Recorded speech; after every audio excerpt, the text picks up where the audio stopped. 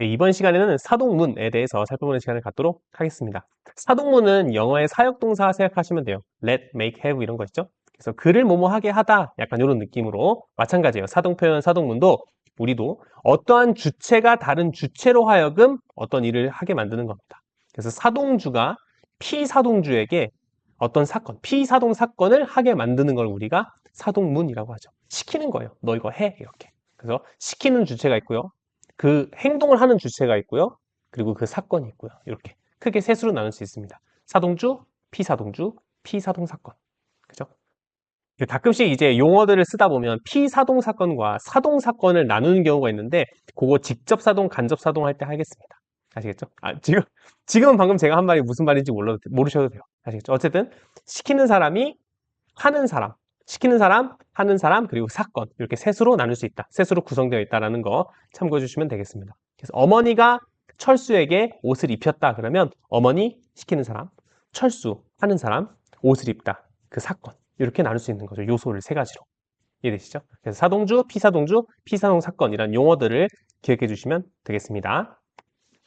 자, 그 다음에 주동문인데 사동문이 아닌 것들을 우리가 주동문이라고 하거든요. 주동문은 그럼 뭐예요? 스스로 하는 거죠. 그래서 어떠한 주체가 스스로 하는 거예요. 동작주, 행동주라고 해요. 스스로 하는 때, 스스로 할 때 동작이나 행동을 나타낸다. 그 주체다라고 해서 동작주나 행동주가 스스로 어떤 일을 할 때 우리가 주동문이라고 이야기를 합니다. 그리고 이제 여기까지 개념 정의가 끝났으면 이제 이런 경우가 있어요. 피사동주가 무정물일 때, 피사동주가 뭐죠? 사동주가 시키고 피사동주가 동작을 해야 되는 대상이잖아요. 그렇죠? 그래서 철수에게 옷을 입혔다 그러면 철수가 옷을 주섬주섬 입으면 되는데 여기서 무정명사일 때 민수가 얼음을 얼렸다 그러면 얼음이 스스로 딱딱딱 얼어야 되잖아요. 근데 스스로 얼음이 스스로 어나? 라고 했을 때 이제 거기서 이제 물음표가 생기죠. 이거는 뭔가 시키는 게 아닌 것 같은데요. 맞아요. 시킨다고 보기 좀 어렵죠. 하지만 문법적으로는 사동문이 맞아요. 왜냐면 얼음이 얼다가 얼음을 얼리다라고 해서 리가 결합하거든요. 주어가 목적으로 바뀌고. 문법적으로는 사동문이 맞아요. 얼음이 얼다라는 문장이 얼음을 얼리다. 누가 얼음을 얼리다. 라는 형태로 쓰였거든요. 그러니까 문장 자체는 사동문이 맞아요. 그래서 의미적으로 봤을 때, 아니, 민수가 뚜벅뚜벅 걸어가서 얼린 거 아니냐? 라고 할 수도 있겠지만, 문법적으로 봤을 때는 얼음이 얼다가 얼음을 얼리다로 바뀌었기 때문에 사동문입니다. 이해되시죠? 요게 조금 헷갈리실 수도 있어요. 근데 어쨌든 중고등학교 교육과정에서는 이렇게 문법적으로 사동문이면 사동문으로 본다라는 거 알아두시면 되겠습니다. 이런 것들이 뭐가 더 있는데요? 라고 하면 이제 나중에 파생적 사동, 통사적 사동을 배울 때 같이 이 문법적인 요소들에 대해서 설명을 해드리도록 하겠습니다. 자, 어쨌든 정리를 해보면 사동문은 어떤 주체가 다른 주체로 하여금 어떤 일을 시키는 거죠. 그죠? 사동주, 피사동주, 피사동 사건. 이 세 가지 요소가 있다는 거 기억하시고 그 반대는 주동문이에요. 동작주가 스스로 행동하는 거죠.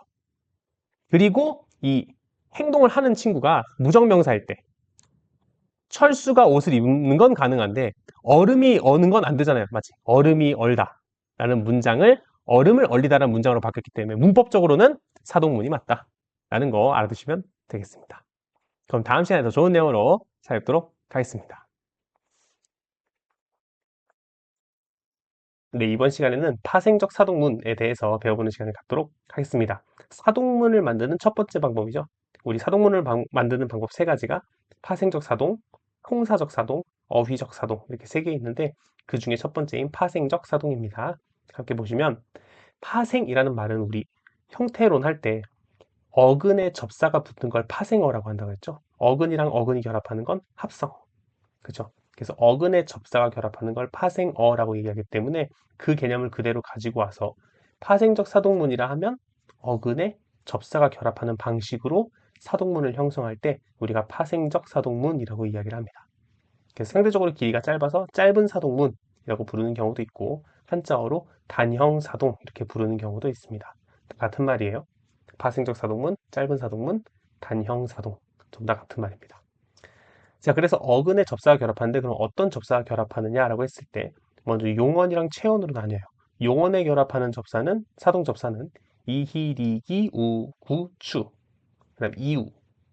뭐 이외에 몇 개 더 있긴 한데 이게 가장 대표적이에요. 그래서 이것만 알아두시면 돼요. 이히, 리기, 우, 추, 이우 정도. 그다음에 체언에 붙는 사동 접사는 시키가 있습니다. 그래서 밑에 용례들을 좀 보시면 먼저 자동사에 결합하는 거. 녹다가 녹이다. 익다가 익히다. 날다가 날리다. 그 다음에 이우도 결합한다 그랬죠? 자다가 재우다.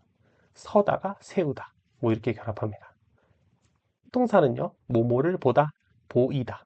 뭐뭐를 입다, 입히다. 뭐뭐를 물다, 물리다. 이렇게. 형용사도 결합할 수 있습니다. 높다, 높이다. 밝다, 밝히다. 낮다, 낮추다. 그리고 이제 명사에 결합하는 시키 같은 경우에는 서술성을 지닌 체언에 결합한다라고 합니다. 그래서 서술성을 지니는 거, 뭐 이해, 진정 이런 것들, 서술의 성질을 가지고 있는 거에 시키가 결합하면 뭐 이해시키다, 진정시키다 이런 식으로 파생적 사동문을 형성할 수 있는 거죠. 그래서 자동사, 타동사, 형용사, 명사 뭐 다 됩니다. 그죠? 다 되는데 어근에 접사가 결합하는 방식으로 구성되는 것이 파생적 사동문이다라는 거 알아두시면 되겠습니다. 사동 접사의 종류는 뭐 있다고요? 이히, 리기, 우, 구, 추, 이우, 시키 이 정도까지 알아두시면 될 것 같습니다. 네, 그럼 다음 시간에 더 좋은 내용으로 찾아뵙도록 하겠습니다. 네, 이번 시간에는 통사적 사동문에 대해서 배워보는 시간을 갖도록 하겠습니다. 통사라는 말은 단어의 배열, 단어의 나열이라고 했었죠. 문장이라고 생각해도 좋고요. 그래서 통사적 사동문이라는 건 문장적인 사동문, 단어의 배열을 통해서 이루어지는 사동문, 뭐 이렇게 생각해 주시면 됩니다. 그래서 긴 사동문이라고 말하기도 하고요. 한자어로 장형사동 이렇게 이야기도 합니다. 네, 그래서 용언의 어간에 개하다가 결합하면 통사적 사동문으로 바꿔요. 근데 개하다의 성분이 뭐냐면 형태소를 어떻게 분석하냐면 첫 번째 또는 두 번째로 분석할 수 있는데 보조적 연결어미에 보조 용언이 결합한 걸로 볼 수도 있고요. 부사형 전성어미에 동사로 분석할 수도 있습니다. 먼저 첫 번째 걸로 분석하면 보조적 연결어미에 보조 용언이 쓰였다는 얘기는 문장의 서술어는 하나지만 그 하나의 서술어 안에 본용언과 보조용언이 있다는 얘기잖아요. 용언이 두 개 쓰였지만 서술어는 하나이기 때문에 우리 혼문장으로 분석합니다. 그죠? 서술어는 하나죠. 본용언, 보조용언 하나가 한 단위가 서술어거든요. 그죠? 두 용언이 하나의 서술어를 구성하죠. 근데 개하다 같은 경우에는 뭐뭐하게 해서 전성어미가 쓰였기 때문에 안긴 문장이 절이 됩니다. 부사절이 되죠. 그죠? 그래서 부사절을 아는 문장이 돼서 견문장이 됩니다. 아는 문장은 견문장이죠. 그죠?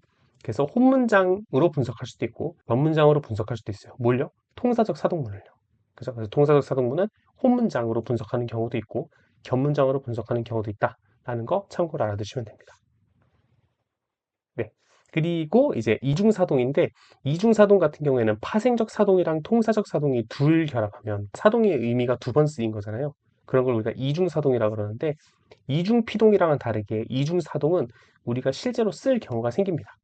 밑에 예문 보시면 의사는 간호사가 환자에게 밥을 먹이게 했다 라고 한다면 의사는 간호사에게 시킨 거고 간호사는 환자에게 시킨 거죠. 그죠? 두 번 시켰죠? 이중으로 시켰죠. 이런 경우가 존재합니다. 그래서 먹다에 먼저 이가 결합하죠. 파생적 사동이. 그래서 먹다를 먹이다로 바꿨고 그 뒤에 통사적 사동인 개하다가 결합해서 먹이 개하다 이렇게. 그러면 파생적 사동에 통사적 사동이 결합한 거죠. 사동이 이중으로 들어갔죠. 하지만 이중으로 시킨 게 실제로 맞으니까 의사는 간호사에게 간호사는 환자에게 시킨 게 맞기 때문에 이중사동이 성립합니다. 그죠? 그래서 이중사동은 문법적으로 필요하다라는 거, 비문법적인 문장이 아니라는 거 참고로 알아두시면 되겠습니다. 네, 그럼 다음 시간에 더 좋은 내용으로 찾아뵙도록 하겠습니다. 네, 이번 시간에는 어휘적 사동문에 대해서 알아보는 시간을 갖도록 하겠습니다. 어휘적 사동문은 교과서에서 소개 안 돼 있는 경우도 종종 있어요. 파생적 사동과 통사적 사동만을 전형적인 사동으로 인정하고 어휘적 사동문 같은 경우에는 딱히 소개를 안 하는 부분도 있어서 참고로만 알아두세요. 그래서 파생과 통사, 파생적 사동과 통사적 사동이 좀 사동문의 주류다라고 이해해 주시면 되고 어휘적 사동은 어쨌든 체계 안에는 들어가 있긴 한데 인정을 안 하는 곳들도 있다라는 것 정도 알아두시면 될 것 같습니다. 네, 그래서 어쨌든 어휘적 사동이라는 건 단어 자체가 사동문을 구성한다 뭐 이런 건데 시키다 같은 게 대표적입니다. 그래서 밑에 보시면 예를 선생님이 학생에게 청소시키다. 그러면 체언에 시키가 결합한 거죠. 사동 접사가 결합했으니까 위에 거는 파생적 사동문이 됩니다. 그죠? 근데 밑에 선생님이 학생에게 청소를 시키다라고 하면 이때는 시키다라는 별도의 용언이 쓰인 거기 때문에 어휘적 사동문으로 봅니다. 이해되시죠? 그래서 윗문장이랑 아랫문장이 크게 다른 것 같진 않지만 사동문의 유형으로 봤을 때는 위에 거는 파생, 아래 거는 어휘적 사동 이렇게 크게 나뉘는 거죠.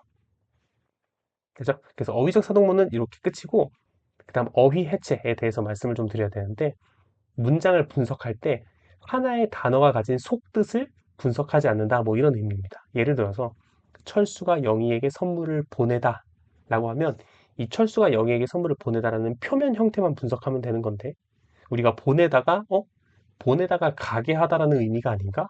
그러면 이건 사동문으로 볼 수 있잖아 라는 식으로 분석하지 말라는 거예요. 문장 안에 쓰인 단어의 속뜻을 고려해서 어휘를 해체하고 그 해체한 것을 기반으로 분석하지 말아라. 뭐 그 내용입니다.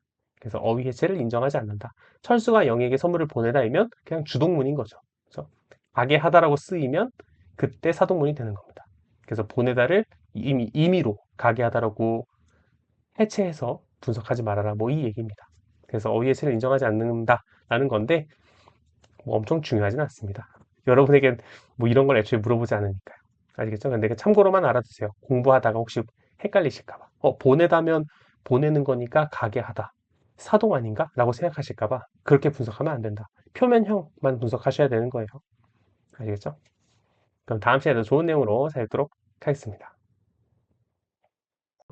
우리 이번 시간에는 주동문을 사동문으로 바꾸는 방법에 대해서 살펴보는 시간을 갖도록 하겠습니다. 먼저 크게 자동사, 형용사를 알아보고 그 다음에 타동사를 알아보도록 하겠습니다. 그래서 먼저 자동사랑 형용사의 주동문이 사동문으로 바뀔 때 어떻게 되느냐라고 한다면 얼음이 녹는다, 주어, 자동사 이렇게 되죠.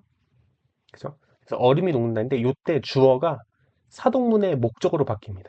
얼음을 녹인다. 녹다의 이히리기 우추 시키 이유 뭐 이런 것들 중에 하나가 결합해야겠죠. 녹다는 이가 결합해서 녹인다가 됩니다. 그죠? 그래서 얼음을 녹인다.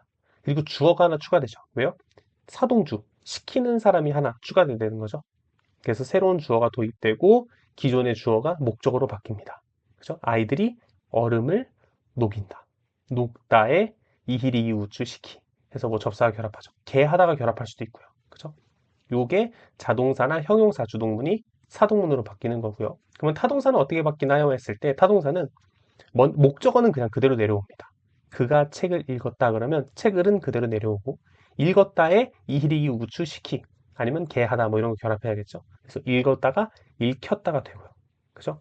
그러면 주어는 어떻게 해요? 했을 때 주어가 부사어로 바뀝니다. 그가, 그에게 이렇게. 그래서 부사어라는 건 뭐예요? 그러면 에게, 한테, 뭐뭐로 하여금 이런 것들이 쭉 붙습니다. 그래서 내가 그에게, 내가 그한테 이렇게 이런 식으로 쭉 내려오는 거죠. 그래서 새로운 주어 당연히 도입해야겠죠. 사동구주 시킨이 들어가고 주어는 부사어로 바뀌고 목적어 그대로 내려오고 읽었다. 주동사가 사동사가 되고요. 물론 개하다가 결합해도 됩니다. 그죠? 그래서 읽었다가 읽혔다 또는 읽게 하다 이런 걸로 바뀌고 주어가 부사어가 된다라는 거 참고로 알아두시면 되겠습니다. 네, 그래서 이번 시간에는 주동문을 사동문으로 바꾸는 방법에 대해서 살펴봤습니다. 자동사, 형용사일 때는 주어가 목적어가 되고 타동사일 때는 목적어가 이미 있으니까 주어가 부사어가 된다라는 거 참고로 알아두시면 되겠습니다. 자동사나 형용사가 사동문으로 바뀌거나 타동사가 사동문으로 바뀌더라도 어느 양쪽 다 새로운 주어가 도입되죠. 왜냐면 누가 시키는 거기 때문에 시키는 사람이 추가되죠. 그죠? 그런 의미에서 문장 성분이 하나 늘어납니다. 사동문 자체는. 이해되시죠? 얼음이 녹는다 그러면 서술어 자릿수가 하나잖아요. 그죠? 근데 아이들이 얼음을 녹인다. 서술어 자릿수가 두 개로 늘어나죠. 그죠? 그가 책을 읽었다. 서술어 자릿수가 두 개죠. 주어 목적어. 근데 이게 사동문으로 쓰이면 내가 그에게 책을 읽혔다. 해서 세 자리 서술어가 되죠. 그죠? 서술어의 자릿수가 하나 늘어납니다. 문장 성분의 개수가 하나 늘어나죠. 왜요? 사동주가 도입되니까. 그죠? 새로운 주어가 생기기 때문에 문장 성분이 하나 추가된다 정도 기억해 주시면 될 것 같습니다. 네, 그럼 다음 시간에 더 좋은 내용으로 찾아뵙도록 하겠습니다. 네, 이번 시간에는 사동문에 대응되는 주동문이 없는 경우, 그리고 주동문에 대응되는 사동문이 없는 경우에 대해서 살펴보는 시간을 갖도록 하겠습니다. 그러니까 주동문이랑 사동문이 언제나 1대1 대응이 되는 게 아니고 어느 한쪽이 성립하지 않는 경우가 있다. 뭐 그 얘기인 거죠. 어떤 경우가 대표적이냐면 비유적 표현이나 관용적 표현으로 이미 굳어진 쓰임을 보일 때 그 반대쪽인 표현이 잘 안 됩니다. 그래서 보시면 돼지를 먹인다 이럴 때 돼지를 사육한다 이런 의미죠. 돼지가 먹다의 사동 표현이 아닌 거죠. 먹인다라는 사육한다라는 별도 의미를 지닌 단어고 그 사실을 숨겼다, 사실이 순다라는 표현 잘 안 쓰죠. 사실을 숨겼다라고만 쓰고 이삿짐을 옮긴다라고 하지 이삿짐이 옮다 이런 표현 안 쓰죠. 그 형은 돈을 잘 굴리다 이런 표현 쓰지 돈이 구르다 이런 표현도 잘 안 씁니다. 낯을 붉히다라고 하지 낯이 붉다 이런 표현도 잘 안 쓰고 뭐 이제야 숨을 돌릴 수 있게 되었다 했을 때 숨이 돌다 이런 표현도 잘 안 쓰죠. 그리고 사장이 사원을 놀린다 했을 때 이거 놀리는 거는 에에 하는 거. 그죠? 근데 그게 사원이 놀다의 사동문은 아닌 거죠. 그죠? 사원이 놀다는 건 그냥 룰루랄라 하는 거잖아요. 근데 놀린다는 건 에에 막 이런 거니까. 그죠? 뭐 사장이 사원을 쉬게 한다. 사장이 사원을 놀게 해준다. 이런 의미일 때 놀린다면 또 성립을 하겠지만 어쨌든 놀린다. 에에 할 때는 그거에 대응되는 주동문이 놀다가 아닙니다. 그죠? 어쨌든 이렇게 다양한 사례들이 있는데 물론 나중에 언어의 창조성에 대해서 제가 한번 다루긴 하겠지만 그 다양한 창조적인 표현이 가능합니다. 그래서 여기 있는 표현 중에서 몇 가지가 되는 거 아니냐라고 저한테 반문하실 수도 있는데 일반적으로는 안 됩니다. 그래서 문법 문제를 풀 때 너무 여러 번 읽어보지 마세요. 여러분이 1 언어가 한국어라면 뭔가 이게 성립하는 경우가 있을 것 같고 막 이렇습니다. 아시겠죠? 그래서 이렇게 그냥 처음 읽었을 때 오는 느낌대로 푸시면 되고요. 반대도 있습니다. 반대도 사동문이 없는 경우인데 그러니까 주동문만 있다는 얘기죠. 비유적 표현이나 관용적 표현일 때 역시 그렇습니다. 영수가 결혼했다는 소문이 돈다 라고 했을 때 소문을 돌린다 이런 표현을 잘 쓰지 않습니다. 그죠? 내가 소문을 돌렸어 이런 말 안 쓰죠. 그죠? 그 다음에 더위를 먹었다 할 때 더위를 먹였다 이런 표현도 잘 안 씁니다. 그죠? 그래서 이렇게 비유적 표현이나 관용적 표현일 때 역시 한쪽만 성립하고 또 어떤 경우가 있냐면 인위적으로 하게 만들 수 없으면 사동문을 쓸 수가 없죠. 그죠? 그래서 뭐 이런 것들 소나무 가지가 굽었다 이런 것들은 가지를 굽혔다 이런 표현을 잘 안 씁니다. 물론 이것도 내가 손으로 굽혔으면 굽힌 거 맞죠. 그래서 가지를 굽혔다 그땐 쓸 수 있는데 그냥 지나가면서 자연스럽게 굽어진 가지를 보면서는 소나무 가지가 굽었다라고밖에 표현을 할 수가 없죠. 그죠? 그래서 자연스러운 상황, 그러니까 내가 인위적으로 하게 만들 수 없는 상황에서는 사동이 좀 성립하기가 당연히 문법적으로 어렵죠. 그냥 시키는 게 사동인데 시킬 수 없다면 그냥 주동문만 가능하겠죠. 그죠? 그렇습니다. 그래서 주동문만 있는 경우, 사동문만 있는 경우, 뭐 이렇게 경우의 수가, 그러니까 사동문과 주동문이 1대1 대응하지 않는다. 라는 성질을 보이는 것. 그래서 문제를 풀 때 문장이 좀 어색하다면 주동으로도 바꿔보고 주동을 사동으로도 바꿔보고 성립하지 않는구나 했을 때 이제 문제를 푸실 때 주동과 사동을 번갈아 가면서 한쪽이 어색하다면 왜 어색할까 했을 때 보통은 관용적 표현이나 비유적 표현이 가장 큰 이유가 됩니다. 그죠? 그래서 이런 것들을 살피면서 문제를 푸시면 아마 쉽게 푸실 수 있을 거예요. 그러니까 모든 주동문이 다 사동문이 되는 것도 아니고요. 모든 사동문이 다 주동문이 되는 게 아닙니다. 분명히 어색한 경우들이 존재한다라는 거 참고로 알아두시면 되겠습니다. 네, 그럼 다음 시간에도 좋은 내용으로 찾도록 하겠습니다. 네, 이번 시간에는 파생적 사동문과 통사적 사동문이 어떤 차이를 지니는가에 대해서 살펴보는 시간을 갖도록 하겠습니다. 지난 시간에 주동과 사동이 주동만 있고 사동만 있고 이런 경우가 있었잖아요. 그러니까 주동 사동에 번갈아 가면서 주동일 땐 되고 사동일 때 안 되고 사동일 때 되고 주동일 때 안 되고 이렇게 교환하는 것을 연습하듯이 파생적 사동에서는 가능하고 통사적 사동에서는 가능하지 않고 혹은 통사적 사동에서 가능하고 파생적 사동에서 가능하지 않은 경우를 이렇게 교차로 번갈아 가면서 OX를 한번 판단해 보시면 훨씬 쉬워요. 아시겠죠? 자, 일단 첫 번째 뭐냐면 부사어의 수식 범위입니다. 어머니가 딸에게 옷을 빨리 입혔다. 그러면 어머니가 빨리 움직인 거죠. 근데 밑에 이걸 그대로 통사적 사동으로 바꾸면 어머니가 딸에게 옷을 빨리 입게 했다. 그러면 딸이 빠르게 움직여야 되죠. 그죠? 그래서 부사어의 수식 범위가 달라진다. 왜? 파생을 통사로만 바꿨음에도 불구하고. 그죠? 파생적 사동을 통사적 사동으로만 바꿨음에도 불구하고 수식 범위가 달라진다. 이런 것들. 그죠? 재밌는 특징이죠. 자, 두 번째는 파생적 사동과 통사적 사동이 1대1 대응하지 않아요. 그러니까 모든 파생을 모든 통사로 다 바꿀 수 없어요. 마치 모든 주동문을 다 모든 사동문으로 바꿀 수 없고 모든 사동문을 다 모든 주동문으로 바꿀 수 없는 거랑 비슷하죠. 그죠? 그래서 영희는 고민거리를 숨겼다라는 표현은 가능하지만 영희는 고민거리를 숨게 했다 가능하지 않습니다. 역시 이것도 비유적 표현이나 관용적 표현에 해당하겠죠. 네, 그래서 그런 것들 참고로 알아두시면 되겠습니다. 자, 그 다음에 형사적 사동은 이 가를 활용해서 피사동주를 드러낼 수 있어요. 영수가 미가 웃겼다는 안 되지만 파생적 사동일 때는 이 가로 못 쓰지만 영수가 미가 웃게 했다 라고는 쓸 수 있어요. 이거는 왜 그러냐면 우리가 개하다 형태소 분석을 할 때 개하다를 부사형 전성어미 개와 동사 하다로 분석할 수 있다고 했죠. 그래서 부사형 전성어미가 쓰였다라고 한다면 미가 웃다라고 하는 부사절인 거예요. 그 안에 성분이. 그래서 영수가 미희를 웃게 했다라는 혼문장으로 분석할 수도 있고요. 영수가 미희가 웃게 했다라고 해서 미희가 웃다라고 하는 부사절을 아는 문장으로 분석할 수도 있어요. 그래서 주어로 바꿀 수 있는 거예요. 중간에 을을 목적어에 해당하는 걸. 이해되시죠? 아무튼 그렇습니다. 그래서 갑자기 영수가 미희를 웃겼다는 가능하잖아요. 그렇죠? 원래 영수가 미희를 웃게 했다가 정상적인 문장인데 목적어를 갑자기 주어로 왜 바꿀 수 있느냐라고 한다면 이 주어가 안긴 문장의 주어와 동일하기 때문이다 라고 이야기를 하면 되는 거죠. 그죠? 안긴 문장의 주어로 볼 수 있기 때문에 그러니까 부사절의 주어인 거죠.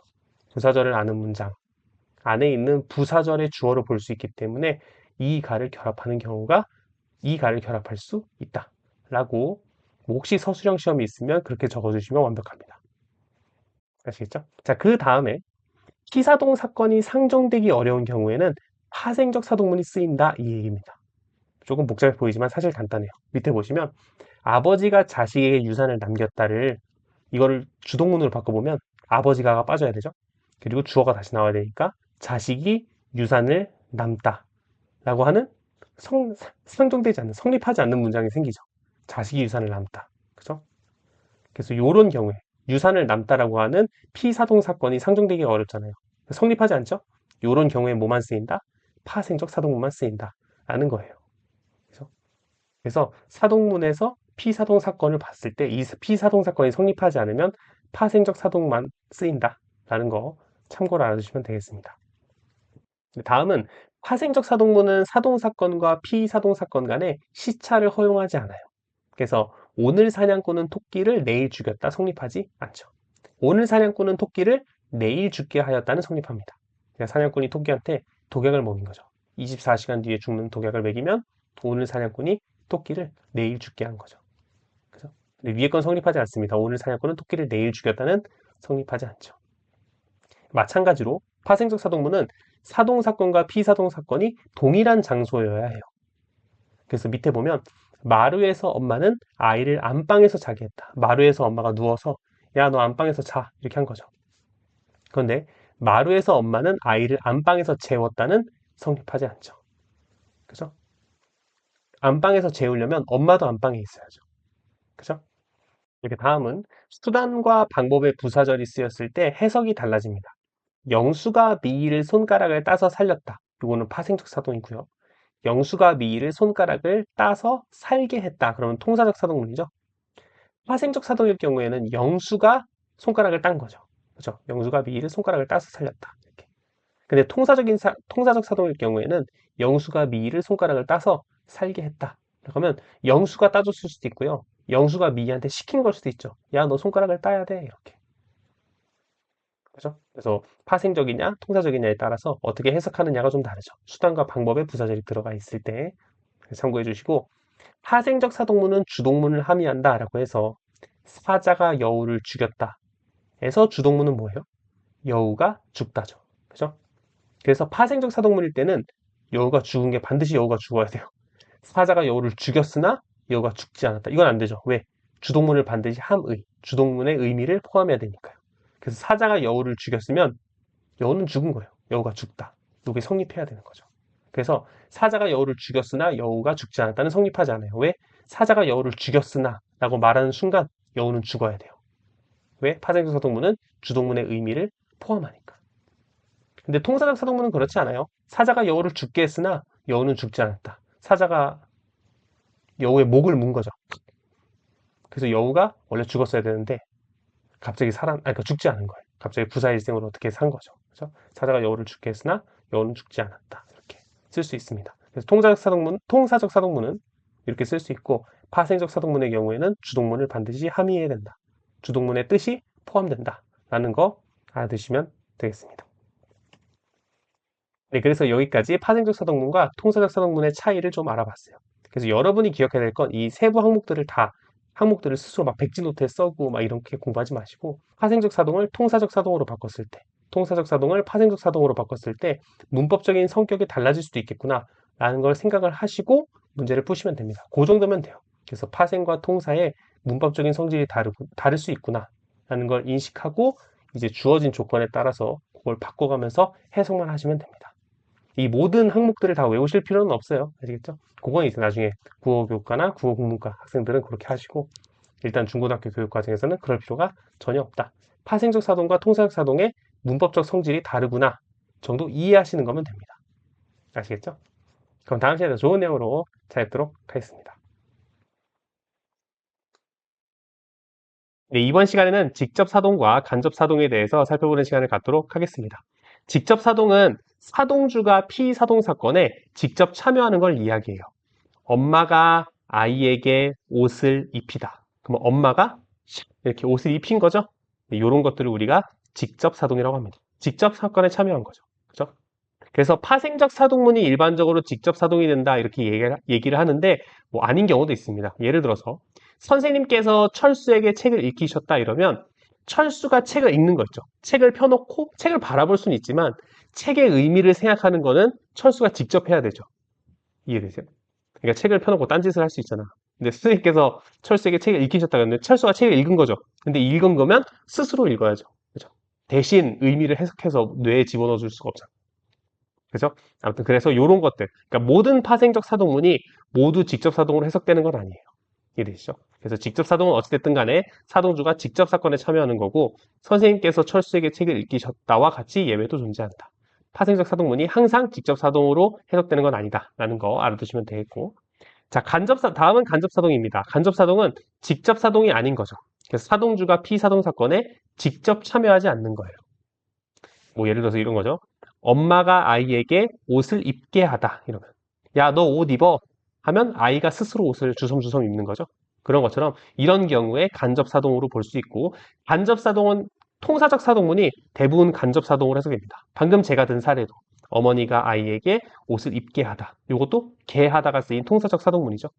이렇게 통사적 사동문이 쓰이면 일반적으로 간접 사동으로 해석됩니다. 물론 여기도 예외가 있어요. 아이고 내가 그 아이를 죽였구나 라고 했을 때 요거는 파생적 사동문이죠. 죽다의 죽이다잖아요. 파생적 사동문이 간접 사동의 의미를 지니는 거죠. 그래서 물론 사이코패스가 아이를 죽인 다음에 경찰서에서 아이 안 죽인 척 하려고 이렇게 거짓 진술할 수도 있겠지만, 근데 그런 상황을 가정하는 게 아니라면, 내가 뭐 간접적으로 어떤 아이가 죽게 만든 상황을 만들었다 뭐 이렇게 해석을 하잖아요. 그죠? 아이고 내가 그 아이를 죽였구나 라고 한다면 이게 간접 사동이 되는 거죠. 직접 아이를 죽이지 않았다는 가정하에. 그죠? 네. 아무튼 뭐 그렇습니다. 그래서 사동주가 직접 사건에 참여하면 직접 사동, 간접적으로 사건에 참여하면 간접 사동이 되고요. 파생적 사동문은 직접 사동이나 간접 사동으로 해석되고요. 통사적 사동문 같은 경우에는 간접 사동으로만 해석되는 게 일반적입니다. 되겠죠? 그렇게 알아두시면 될 것 같습니다. 그럼 다음 시간에 더 좋은 내용으로 찾아뵙도록 하겠습니다. 네, 이번 시간에는 사동문과 부정문의 차이에 대해서 살펴보는 시간을 갖도록 하겠습니다. 사동문과 부정문을 엮어서 생각을 해볼 텐데, 사동문 같은 경우에는 파생적 사동과 통사적 사동이 있죠. 그 파생적 사동을 부정하느냐, 통사적 사동을 부정하느냐에 따라서 그 의미가 달라질 수 있다는 점을 생각하면서 한번 예문을 보시죠. 먼저 첫 번째 보시면, 나는 동생에게 그 책을 못 읽혔다 그러면 내가 뭔가 목이 아프거나, 그러니까 뭐 감기에 걸리거나 해서 나의 능력을 부정하는 거죠. 그렇죠? 나는 동생에게 그 책을 못 읽혔다. 나의 능력에 문제가 있는 건데, 두 번째 문장은 나는 동생에게 그 책을 못 읽게 했다. 그러면 그 책이 뭐 좀 동생이 보면 부적절한 책 같은 거겠죠. 그렇죠? 그래서 나는 동생에게 그 책을 못 읽게 했다라고 한다면 금지의 의미가 됩니다. 첫 번째랑 두 번째 의미가 다른데, 첫 번째랑 두 번째 문장의 차이라고는 파생적 사동을 통사적 사동으로 바꾼 것밖에 없습니다. 그죠? 그래서 파생이냐 통사냐에 따라서 부정문의 의미가 달라지는 거고, 밑에도 보시면 나는 동생에게 책을 읽히지 않았다 라는 문장과 나는 동생에게 책을 읽게 하지 않았다 해서 역시 파생과 통사의 차이밖에 없습니다. 그죠? 근데 위에 거는 나의 행위를 부정하는 거예요. 내가 읽히지 않은 거죠. 그죠? 내가 동생에게 책을 읽히지 않았다. 나의 행위를 부정하는 건데 밑에는 두 가지로 다 해석될 수도 있어요. 나는 동생에게 책을 읽게 하지 않았다 그러면 동생의 행위를 부정하는 경우도 있고 나의 행위를 부정할 수도 있어요. 어떻게 해석이 되는 거냐면 이 안이 어느 요소로 해석되느냐인데 그 괄호 안에 있는 안긴 문장의 부분으로 해석된다면 나는 했어요. 뭘 했냐? 동생의 책을 안 읽게 했어요. 두 번째는 나는 안 했어요. 뭘? 동생의 책을 읽게 안 했어요. 라고 해서 나의 행위를 부정하는 경우도 있죠. 그래서 동생의 행위를 부정할 수도 있고 나의 행위를 부정할 수도 있다. 뭐 이런 식으로 해서 파생적 사동과 통사적 사동이 각각 부정문이랑 연결됐을 때 의미가 다를 수 있다라는 거 참고해서 알아두시면 되겠습니다. 천천히 의미를 곱씹으시면 아마 그 차이를 느끼실 수 있을 거예요. 네, 그럼 다음 시간에 더 좋은 내용으로 찾아뵙도록 하겠습니다. 네, 이번 시간은 피동문의 개념에 대해서 살펴보는 시간을 갖도록 하겠습니다. 피동문이라는 그 말은 영어의 수동태랑 같아요. 그래서 영어의 수동태를 생각해 주시면서 개념을 보시면 됩니다.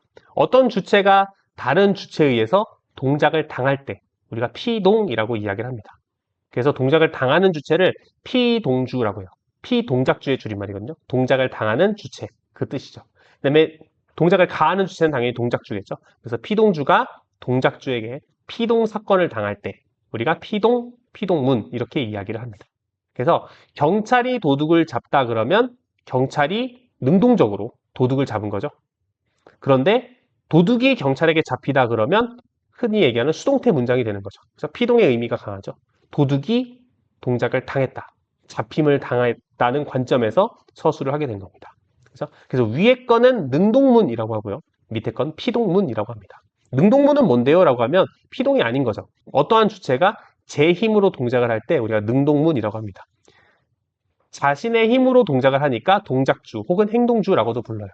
그래서 어떤 주체가 제 힘으로 동작을 할 때 우리가 능동문이라고 얘기를 하고 경찰관이 도둑을 잡았다 할 때 경찰관이 제 힘으로 동작을 한 거죠. 그래서 요럴 때는 경찰관이 도둑을 잡았다가 능동문이 됩니다. 반대로 도둑이 경찰관에게 잡히다 그러면 도둑이 잡힌 상황을 설명하는 거죠. 그래서 요거는 피동문이 됩니다. 도둑이 당한 거죠, 동작을. 그죠? 그래서 같은 상황을 설명하는데 능동과 피동은 관점의 차이예요. 그래서 동작의 관점을 맞추느냐, 동작을 당한 거에 관점을 맞추느냐라고 해서 관점의 차이로 이 상황을 설명할 때 능동으로 표현할 수도 있고 피동으로 표현할 수도 있는 거죠. 관점에 따라서. 그죠? 그리고 능동문과 피동문의 가장 문법적인 성격의 큰 차이는 능동문은 동작성이 있어요. 왜냐하면 행동주나 동작주가 행동하는 거기 때문에 동작성이 포함되어 있습니다. 주어가 동작하는 거죠. 눈이 온 세상을 덮다 그러면 눈이 폴폴폴 내리는 장면을 우리가 상상합니다. 근데 피동문은 동작이 제거돼서 탈동작성을 지녀요. 온 세상이 눈에 덮이다 그러면 눈에 덮인 세상을 상상하죠. 눈이 폴폴 내리는 장면을 상상하지 않죠. 그래서 능동문은 동작성, 피동문은 탈동작성이에요. 우리 국어에서는 피동문을 예의 바른 표현으로 자주 쓰거든요. 예를 들어서 식당에 갔는데 테이블이 안 닦여 있어요. 그러면 누가 테이블 안 닦았어? 라고 이야기하지 않죠. 테이블이 안 닦여 있네? 라고 이야기를 하는 거죠. 그죠? 마찬가지로 뭐 교실에 들어갔는데 누가 쓰레기통 안 비웠어? 라고 얘기하지 않고 쓰레기통이 안 비워져 있네. 이렇게. 그러니까 피동문이 탈동작성을 지니기 때문에 누가 동작했느냐 그 동작주를 물어보지 않고도 상태를 표현할 수 있어요. 쓰레기통이 안 비워져 있네. 칠판이 안 닦여 있네. 이렇게. 그냥 그 상태를 설명하지만 누가 그렇게 했는지 딱히 물어보지 않을 때 그렇게 예의 바른 표현으로 쓸 수 있는 거죠. 그래서 국어에서는 피동문이 상당히 발달되어 있는 편이긴 합니다. 아시겠죠? 그래서 그런 것들, 언어의 예절과 관련해서도 피동문을 생각해 주시면 되겠습니다. 포인트는 능동문은 동작성을 지니고 피동문은 탈동작성을 지닌다. 이게 가장 큰 성질입니다. 꼭 이 문법적 성질들 알아주셨으면 좋겠습니다. 그럼 다음 시간에도 좋은 내용으로 찾아뵙도록 하겠습니다.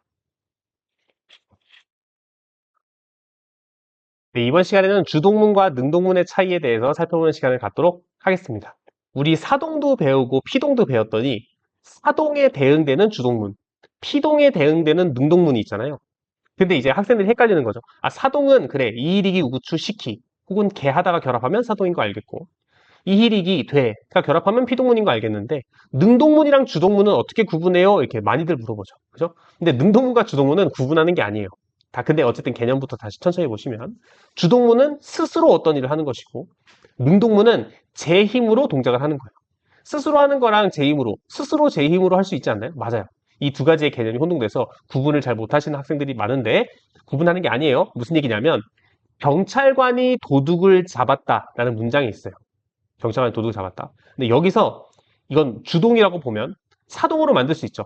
경찰청장이 경찰관에게 도둑을 잡게 했다. 그러면 이건 사동문이 되는 거예요. 그죠? 이 사동문과 견주어 보면 경찰관이 도둑을 잡았다는 뭐예요? 주동문이죠. 그죠? 경찰관이 도둑을 잡았다는 주동, 경찰청장이 경찰관에게 도둑을 잡게 했다는 사동이 되는 겁니다. 그죠? 자, 그런데 경찰관이 도둑을 잡았다를 도둑이 경찰관에게 잡혔다라는 피동문을 쓰면 경찰관이 도둑을 잡았다는 뭐죠? 능동문이 되는 거죠. 되시죠? 그래서 경찰관이 도둑을 잡았다라는 건 능동문이기도 하고 주동문이기도 해요. 그래서 사동문이랑 견주어 보면 경찰청장이 경찰관에게 도둑을 잡게 했다는 사동, 경찰관이 도둑을 잡았다는 주동이 되는 거고요. 도둑이 경찰관에게 잡혔다와 비교해 본다면 도둑이 경찰관에게 잡혔다는 피동, 경찰관이 도둑을 잡았다는 능동이 되는 겁니다. 그러니까 하나의 문장이 능동이 될 때도 있고 주동이 될 때도 있어요. 이해되시죠? 그래서 주동과 능동은 구분의 대상이 아니에요. 그렇죠? 그래서 사동이냐 아니냐, 피동이냐 아니냐를 쓸 때, 구분할 때 쓰는 상대적인 개념인 거지. 능동과 주동은 구분할 수 없다라는 거를 기억해 주셨으면 좋겠습니다. 질문이 많았어가지고 제가 굳이 교재로 만들어서 이 부분을 넣었습니다. 네, 그러면 다음 시간에 더 좋은 내용으로 찾아뵙도록 하겠습니다. 네, 이번 시간에는 파생적 피동문에 대해서 살펴보는 시간을 갖도록 하겠습니다. 파생어에서 어근과 접사가 결합한 것을 우리가 파생어라고 이야기를 하죠. 그래서 파생어를 통해서 피동문을 형성할 때 우리가 파생적 피동문이라고 이야기를 해요. 그래서 능동문에 쓰인 동사, 능동사를 피동문에 쓰인 동사, 피동사로 바꾸는 과정인 거죠. 보시면 그리고 중요한 게 있는데 능동문에는 목적어가 있어야 돼요. 영어의 수동태도 마찬가지지만 이 목적어가 주어로 나와야 되거든요. 경찰관이 도둑을 잡다. 그러면 이 도둑이 경찰에게 잡히다 해야 되거든요. 원래 능동문의 목적어가 피동문의 주어로 나와야 되기 때문에 피동문의 주어가 있다는 얘기는 능동문의 목적어가 있다는 얘기죠. 그래서 능동문의 목적어를 요구하는 동사. 그러니까 능동문에는 타동사가 있어야겠죠. 타동사가 목적어를 요구하는 동사니까. 그죠? 능동문의 능동사는 타동사입니다. 목적어가 필요하니까. 이 목적어가 피동문의 주어가 되죠. 그러면서 능동문에 있는 동사, 능동사, 타동사인 얘가 자동사로 바뀌는데 그때 어떻게 바뀌느냐? 이희리기가 결합해서 바뀌는 거죠. 그래서 접사 이희리기가 결합하는데 조건이 뭐라고요? 타동사의 어근이에요. 왜? 능동문에는 타동사가 쓰여야 되거든요. 능동문에 목적어가 필요하니까. 그죠? 왜냐면 그 목적어가 피동문의 주어가 되니까. 그죠? 그래서 타동사의 어근에 이희리가 결합한 것을 우리가 파생적 피동문이라고 이야기합니다. 체언에 결합하는 경우도 있어요. 체언에 되가 결합해서 이해되다, 진정되다 이렇게. 파생적 사동이랑 마찬가지로 서술성을 지닌 체언에 되가 결합하면 마찬가지로 피동사가 됩니다. 그래서 타동사나 명사에 이희리기 되와 같은 접사와 결합하면 우리가 파생적 피동문이다 라고 이야기를 합니다. 그리고 참고로 밑에 보시면 이로 끝나는 동사 어간에는 피동접사가 결합하지 못합니다. 뭐 던지다, 지키다, 때리다, 만지다 이런 거는 던지이다, 지키이다 뭐 이렇게 결합할 수가 없어요. 근데 뭐 이건 엄청 중요한 건 아니고 그냥 참고로만 알아두세요. 그래서 모든 동사를 다 피동사로 바꿀 수는 없다. 피동문에 쓰이는 동사로 바꿀 수는 없다라는 거 그냥 참고로만 알아두시면 됩니다. 그럼 피동사로 만들 수 없을 땐 피동문 못 만들어요? 그건 아니고 이 친구들을 통사적 피동문을 활용해서 만들면 되겠죠. 통사적 피동문에 대해선 다음 시간에 살펴보도록 하겠습니다. 네, 우리 이번 시간에는 통사적 피동문에 대해서 살펴보는 시간을 갖도록 하겠습니다. 통사라는 건 단어의 배열, 문장 뭐 이런 걸 이야기한다고 했었죠. 그래서 통사적 피동이라는 건 단어의 배열을 통해서 피동문을 만들 때 우리가 통사적 피동이다 라는 말을 씁니다. 그래서 보시면 타동사의 어간에 개 되다나 어지다가 결합합니다. 왜 타동사예요? 라고 하면 능동문은 목적어가 있어야 되죠. 능동문의 목적어가 피동문의 주어로 나와야 돼요. 경찰이 도둑을 잡다. 그러면 도둑이 경찰에게 잡히다라고 해야 되니까 능동문의 목적어가 피동문의 주어가 돼야 되거든요. 그래서 능동문의 목적어가 있다는 얘기는 능동문에 타동사가 쓰인다는 얘기죠. 목적어를 요구하는 동사, 타동사. 그렇죠? 그러면 능동문의 타동사에 개 되다나 어지다가 결합되는 겁니다. 이해되시죠? 그래서 타동사의 어간에 개 되다나 어지다가 결합하면 피동문을 만드는데 파생적 피동이랑 다르게 긴 피동문이다, 장형 피동이다 라는 표현을 씁니다. 그래서 개 되다, 어지다가 결합하는 건데 어지다 같은 경우에는 어가 보조적 연결음이고 지다가 보조용언입니다. 다시 한번 어지다 같은 경우에는 어가 보조적 연결음이 지다가 보조용언이 됩니다. 그래서 보조적 연결음이와 보조용언을 그냥 붙여서 어지다는 붙여서 쓰거든요. 그래서 요거는 붙여서 하나의 덩어리로 씁니다. 개 되다의 경우에는 띄어서 쓰는데 이거는 통사적 사동이랑 비슷해요. 해석, 형태소 분석을 두 가지로 할 수 있는데 먼저 개를 보조적 연결어미로 보고 되다를 보조용언으로 본다면 이 통사적 피동문이 쓰인 이 문장은 서술어가 하나죠. 그죠? 본용언과 보조용언을 더해서 하나의 서술어로 보기 때문에 보조적 연결어미와 보조용언이 쓰였으면 서술어는 하나입니다. 즉 혼문장이 되는 거죠. 그죠?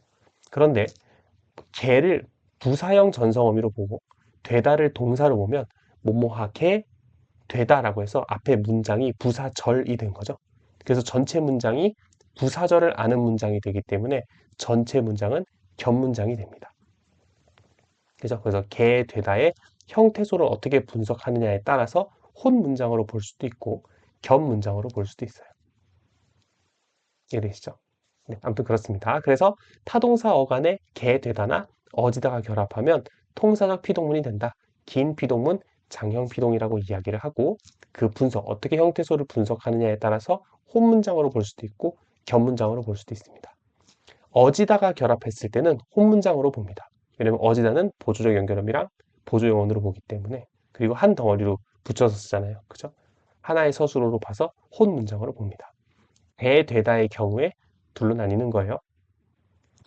네, 그럼 다음 시간에 더 좋은 내용으로 찾아뵙도록 하겠습니다.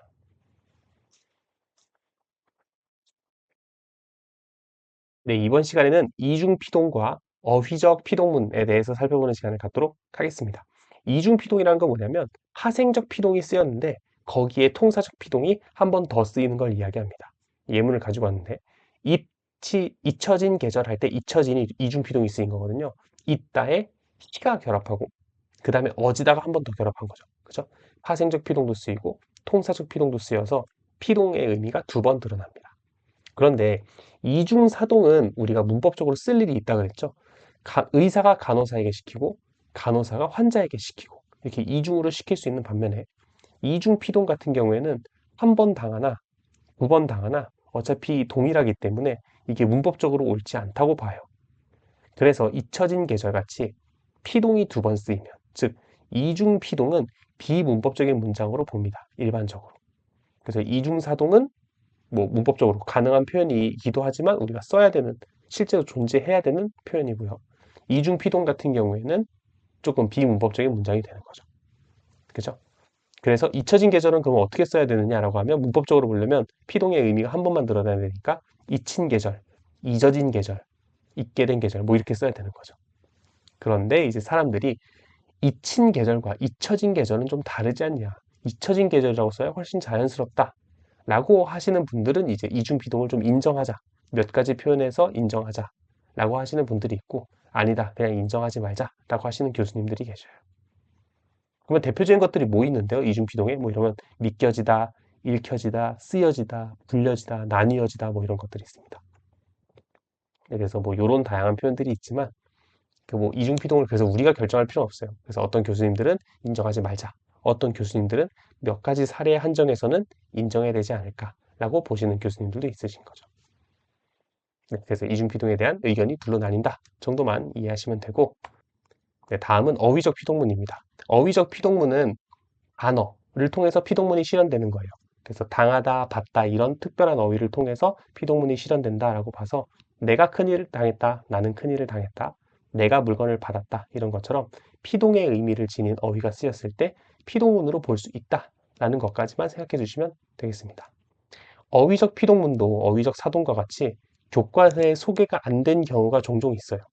그래서 어휘적 피동문을 뭐 반드시 언급해야 된다 이렇게 생각하지 마시고요. 어휘적 어휘, 특수 어휘에 의해서 피동문이 형성될 수 있구나 정도만 기억하시면 됩니다. 문제를 풀 때는 항상 그 지문에 충실하셔서 문제를 푸시면 됩니다.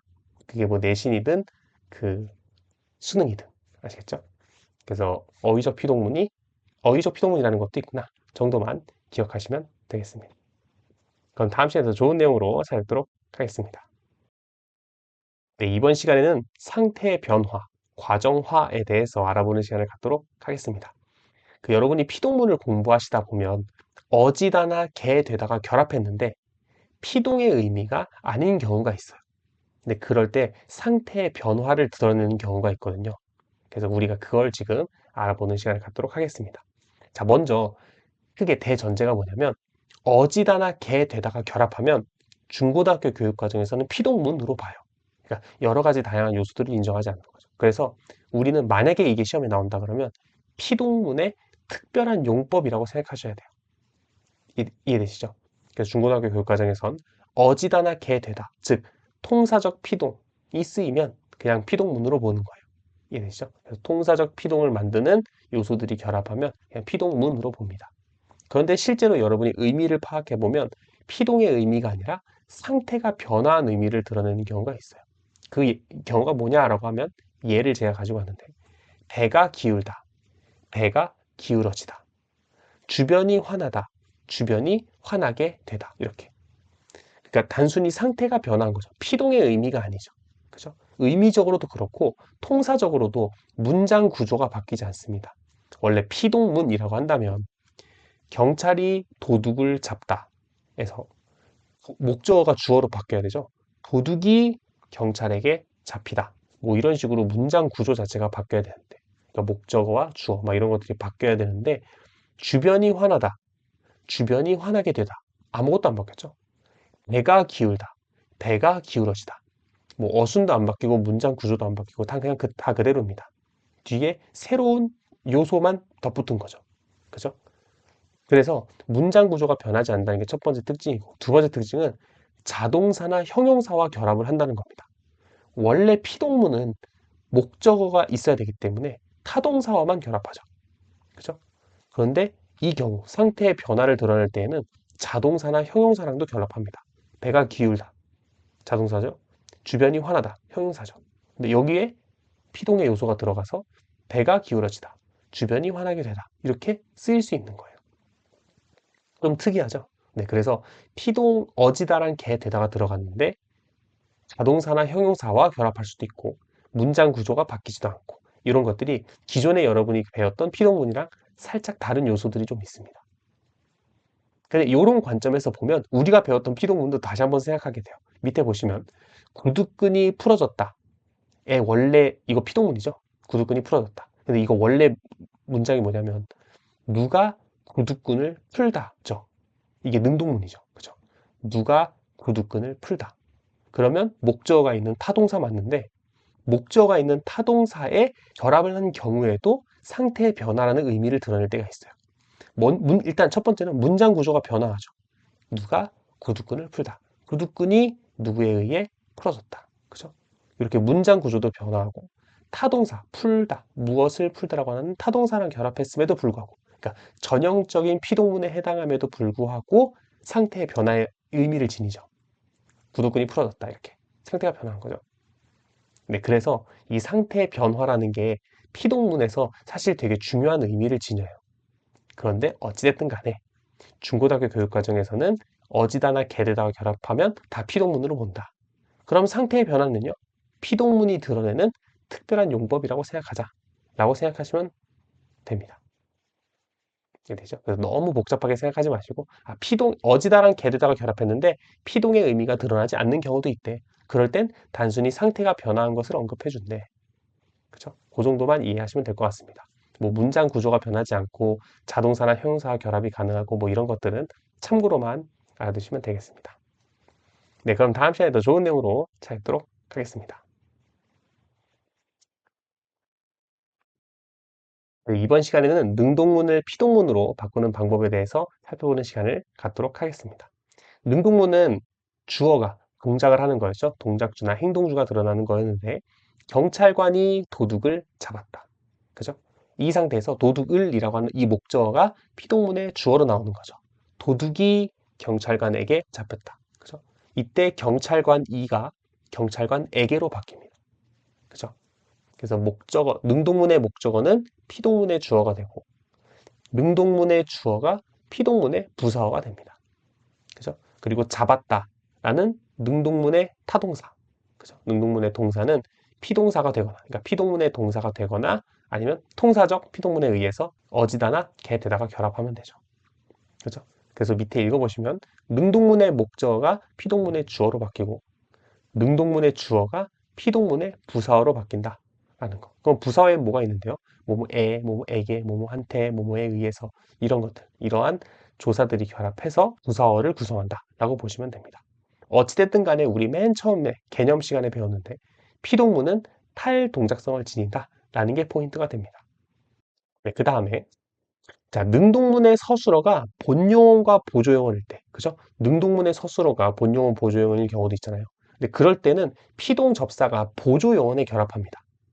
그래서 잡아먹었다 라는 본용어가 보조용어는 있을 때 잡혀먹혔다 두 번 들어가면 안 되고요. 잡혀먹었다 앞에 들어가면 안 돼요. 본용어에 들어가면 안 되고 잡아먹혔다 이렇게 뒤에 보조용어에 들어가는 것이 문법적으로 타당하다라고 합니다. 뭐 현실에서는 그렇게 안 쓰는 경우가 있죠. 잡혀먹혔다 뭐 이렇게 쓸 수도 있는데 근데 문법적으로는 보조용어에 결합하는 것이 맞다라고 이제 교수님들이 얘기하셨으니까 여러분들도 참고해 주시면 되겠습니다. 네, 그 다음은 이중 목적어가 쓰인 능동문이 피동문이 될 때요. 그러니까 목적어가 능동문에 두 개 있을 때 그 두 개 중에 피동문으로 만들 때 어떻게 해야 되느냐라고 하면 그 두 목적어 중에서 주어로 쓰기 적당한 것을 하나 뽑아요. 그러면 뒤에 목적어가 그대로 남아있죠?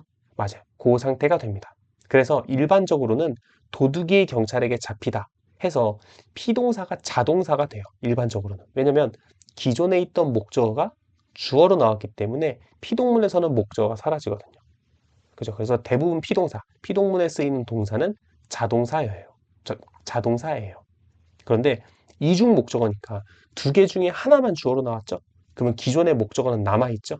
그래서 개가 토끼를 다리를 물었다. 그러니까 토끼가 개에게 다리를 물렸다와 같이 바뀌는데 이럴 때 피동사, 이럴 때 피동문의 동사는 목적어를 가지니까 타동사가 됩니다. 그죠? 그래서 일반적으로는 피동사가 자동사인데 피동문에 쓰인 동사가 자동사인데 이중 목적일 경우에는 목적어가 하나 남아있기 때문에 이때 피동사, 이때 피동문의 동사는 타동사가 된다라는 것 정도 알아두시면 되겠습니다. 그럼 다음 시간에 더 좋은 내용으로 찾아뵙도록 하겠습니다. 네, 우리 이번 시간에는 피동문에 대응하는 능동문이 없는 경우, 그리고 능동문에 대응하는 피동문이 없는 경우에 대해서 살펴보도록 하겠습니다. 그러니까 능동문이 없는 경우, 그리고 피동문이 없는 경우에 대해서 살펴보겠다는 이야기입니다. 자, 먼저 능동문이 없는 경우입니다. 첫 번째는 동작주, 누가 주어인지, 누가 동작의 주체인지가 불분명할 때입니다. 누가 날씨를 풀었다. 누가 불분명하죠? 그럴 때는 주어를 생략하고 피동의 형태로만 쓰는 거죠. 날씨가 풀렸다. 이렇게. 그럼 자연스럽죠? 네, 동작주가 불분명할 때는 동작주가 드러나지 않는 피동문을 쓴다. 뭐 그 이야기입니다. 자, 두 번째는 동작주가 무정물인 경우, 동작주가 무정명사일 때입니다. 그래서 영수가 슬픔에 휩싸였다 라는 표현을 우리가 쓰지만 슬픔이 영수를 휩쌌다라는 표현을 쓰지 않죠. 그죠? 무정명사가 동작성을 갖게 되는 게 무정명사가 동작주로서 기능하는 능동문이 굉장히 어색한 거죠. 그죠? 무정명사가 동작성을 갖는다는 게 좀 어색하잖아요. 그래서 할 동작성이 드러난 피동문만 쓰이는 겁니다. 이해되시죠? 자, 그 다음에 세 번째는 관형적 표현이 쓰인 경우입니다. 수거로 굳어진 거죠. 관형적 표현으로 굳어진 거예요. 바위에 눌리다라는 표현을 쓰지만 바위가 누르다 이런 표현은 쓰지 않죠. 그죠? 그래서 이거는 그냥 관형적 표현으로 굳어졌기 때문에 능동문이 없는 경우라고 보시면 되겠습니다. 자, 그럼 반대로 피동문이 없는 경우는요. 네, 일단 첫째로 피동작주가 무정물일 때입니다. 피동작주, 동작을 당하는 게 무정물인 경우에는 우리가 좀 어색하게 봐요. 왜냐면 문장을 보시면 철수가 밥을 먹었다라는 표현은 자연스럽지만 밥이 철수에게 먹혔다라고 하면 무정명사가 주어가 되죠. 영어에서는 무정명사가 주어인 경우가 자연스럽지만 국어에서는 굉장히 어색합니다. 주어 자리에 무정명사가 오는 게. 그래서 밥이 철수에게 먹혔다라는 표현이 굉장히 어색해서 피동문이 따로 존재하지 않죠. 자, 근데 두 번째는 동작주가 아니라 경험주인 경우입니다. 경험의 주체일 때 피동문이 없다는 이야기예요. 왜 그러냐면 동작주는 동작을 하는 거예요. 동작성이 드러나요. 근데 능동문에 동작주가 쓰이면 동작이 드러나는 거죠. 그래서 탈동작성이 드러나는 피동문으로 바꿀 수 있는데 능동문 자체가 경험의 주체예요. 경험주. 그래서 능동문 자체에서 동작성이 드러나지 않아요. 그러면 굳이 탈동작성을 지닌 피동문으로 바꿀 필요가 없어져요. 왜냐면 능동문 자체가 탈동작성을 지니니까. 그죠? 그래서 능동문의 경험의 주체가 쓰이면, 즉 능동문의 동작성이 드러나지 않으면 피동문이 성립하지 않습니다. 철수가 고기 맛을 보았다. 인데 동작이 드러나지 않죠. 그냥 단순히 경험한 거예요. 그래서 고기 맛이 철수에게 보였다라고 할 필요가 없습니다. 굳이 문장에서 동작을 제거할 필요가 없죠. 원래 기존의 능동문이 동작성을 드러내지 않거든요. 그죠? 이 두 번째 문장 같은 경우에는 고기 맛을 보았다 했을 때 고기 맛이라는 게 무정명사잖아요. 그래서 무정물이 주어로 나오면 안 되죠. 라고 해서 피동문이 없다고 파악해도 되는데 뭐 제가 이렇게 이 문구를 인용한 그 취지는 경험주의일 경우에는 탈동작성을 굳이 한 번 더 시킬 필요가 없다. 그러니까 능동문에 경험의 주체가 드러나면 그냥 그거 자체로 동작성이 없다라고 해서 능동문 자체에 탈동작성이 있기 때문에 그걸 굳이 피동문으로 바꿀 필요가 없다라는 게 일단 제 취지였습니다. 자, 근데 세 번째는 관용조 표현. 이것도 그냥 관용조 표현, 수거로 굳어진 거죠. 영수가 칭찬을 들었다 그러면 영수가 착한 행동을 한 겁니다. 그죠? 근데 칭찬이 영수에게 들렸다 그러면 완전 다른 의미가 되죠. 영수가 뭐 복도를 지나가다가 다른 사람의 칭찬 소리를 들은 느낌이죠. 그죠? 그래서 수거, 관용조 표현으로 굳어진 거는 다른 방식으로 쓰이지 않는다. 즉, 피동문이 없다라고 보시면 되겠습니다. 자, 그 다음에 마지막으로 주어의 동작성을 수식하는 부사와 쓰인 경우에는 피동문이 성립하지 않습니다. 왜냐하면 피동문은 탈동작성을 지닌다고 했죠. 그래서 동작을 수식하는 부사랑 쓰일 수 없어요. 풀이 열심히 소에게 뜯긴다. 풀이 소에게 열심히 뜯긴다. 안 되죠. 손잡이가 미희에게 일부러 잡혔다. 안 되죠. 안 되는 이유가 뭐라고요? 피동문은 탈동작성을 지녀요. 그래서 그러니까 동작성이 드러나지 않아요. 피동문은. 그래서 동작을 수식하는 부사, 동작성을 수식하는 부사와는 어울리지 못합니다. 그러니까 부사가 수식할 대상이 사라져버린 거죠. 그죠? 네, 그래서 그 능동문은 동작성을 지니고 피동문은 탈동작성을 지닌다라는 게 굉장히 큰 문법적 성질이에요. 거기서 파생되는 여러 가지 이유로 능동문이 없거나 피동문이 없거나 하니까요. 이해되시죠? 그래서 능동문의 동작성, 피동문의 탈동작성을 가지고 천천히 생각해 보시면 뭐 다양한 그런 사례들이 쉽게 이해되실 겁니다. 네, 그럼 다음 시간에 더 좋은 내용으로 찾아뵙도록 하겠습니다. 네, 이번 시간에는 피동문과 능동문의 차이에 대해서 말씀드리는 시간을 갖도록 하겠습니다. 자, 피동문이랑 능동문은 문법적인 성질 자체가 다르겠죠? 그로 인해서 발생하는 여러 가지 차이들이 있는데 일단 첫 번째는 부사어의 수식 대상이 달라진다라는 점입니다. 영희가 아이를 기쁜 마음으로 업었다 그러면 부사어 기쁜 마음으로가 영희를 수식하죠. 그죠? 그래서 영희가 기쁜 건데 이걸 피동으로 바꾸면 아이가 영희에게 기쁜 마음으로 업혔다. 그러면 이때의 기쁜 마음으로는 아이를 수식합니다. 그죠? 그래서 하나의 그 동일한 부사어가 능동문일 때랑 피동문일 때 수식하는 대상이 달라진다라는 게 일단 첫 번째 특징입니다. 자, 두 번째는 부정 표현이 지니는 의미가 달라집니다. 철수는 그 문제를 풀지 못한다라고 하면 능력 부정이 쓰여서 철수가 능력이 부족하거나 불능 상태인 걸 이야기하는 거죠. 철수가 그 문제를 풀지 못한다. 그죠? 근데 이거를 피동으로 바꿔서 그 문제가 철수에게 풀리지 못한다. 그 문제는 철수에게 풀리지 못한다라고 한다면 이거는 뭐 그 문제를 뭐 여자만 풀 수 있다든가 그 문제가 뭐 여자 탈의실에 있다든가 뭐 이런 느낌이죠. 그죠? 철수가 아예 접근을 못하는 거죠. 그 문제. 가능성 자체가 부정됩니다. 그죠? 그래서 철수는 그 문제를 풀지 못한다. 일 때는 능력 부정인데 그 문제가 철수에게 풀리지 못한다. 그러면 철수가 애초에 그 문제를 풀 가능성 자체가 없는 거죠. 접근을 못하는 거죠. 문제에. 약간 이런 느낌입니다. 그래서 동일한 부정표현, 못 부정문이 동일하게 쓰였음에도 불구하고 능동문이냐 피동문이냐에 따라서 그 의미가 달라진다는 것도 알아두셨으면 좋겠습니다. 그렇죠? 그래서 첫 번째는 부사어의 수식 대상, 두 번째는 부정표현이고 세 번째는 수량 표현이 들어갔을 때 그 의미가 달라질 수 있습니다. 포수 10명이 토끼 한 마리를 잡았다. 그러면 토끼가 한 마리 죽었을 수도 있고 10마리 죽었을 수도 있죠. 그죠? 근데 반대로 토끼 한 마리가 포수 10명에게 잡혔다. 그러면 토끼 한 마리가 죽은 거죠. 그죠?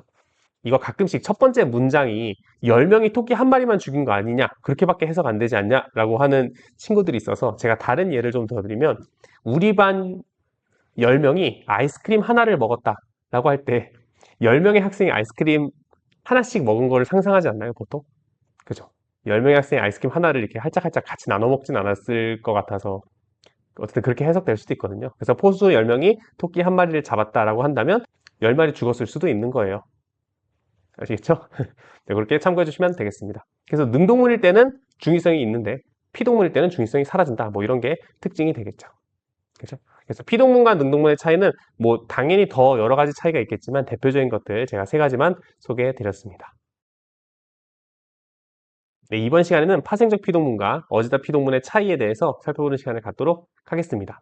파생적 피동문 같은 경우에는 우리가 의도적이지 않다 이런 느낌이 있거든요. 근데 어지다 피동문 같은 경우에는 의도적인 힘이 가해졌다는 느낌이 강합니다. 그래서 연이 전깃줄에 걸렸다 이러면 뭔가 실수로 걸린 느낌인데 연이 전깃줄에 걸어졌다라고 하면 누가 일부러 걸려고 시도하는 거죠. 그래서 그런 느낌이 좀 있어서 발에 가시가 박혔다 이런 표현은 우리가 쓰죠. 그래서 근데 발에 가시가 박아졌다 이런 표현은 우리가 쓰지 않습니다. 뭔가 인위적으로 의도적인 힘이 가해져서 가시를 박은 게 아니니까.